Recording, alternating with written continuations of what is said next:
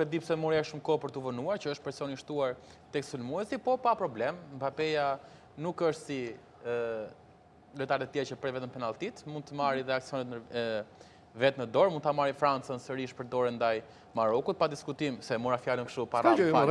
Pa diskutim, jam shumë dakord me Zyshën që Maroku është kocka më e fortë e mundshme që ka përballur Franca deri më tani dhe në atë që shoh unë nga ato skuadra të gjitha që janë në fazën e 1 të çerfinale, po.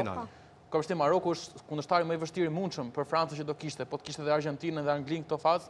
Mendoj që do të kishte më kollaj se çka Maroku. Nuk e di pse kam të bindje, po e shoh Marokun si një skuadër që di të luajë me topin dhe është një skuadër dhe fizikisht shumë e mirë që vjen dhe me aspektin psikologjik shumë të mirë. Kështu që ndoshta ky është testi më real i Francës, por Franca është si ato, po ta krahasoj pak kështu tani, si ato makinat e reja që ti e di që është e mirë pa e testuar ende në rrugë. Pra Francën e dim me kontingjentin që përmendëm, me lojtarët që ka, me sulmin e frikshëm që ka, e dim që objektivi i tyre është titulli kampion dhe kualifikimi deri në finale duket si mision shumë i thjeshtë për ta. Mund të ketë vështirësira të rrugës, por nuk besoj që mundet Maroku të bëjë surprizën e madhe të eliminojë Francën. Do ishte diçka shumë e madhe për këtë botror, mendoj unë.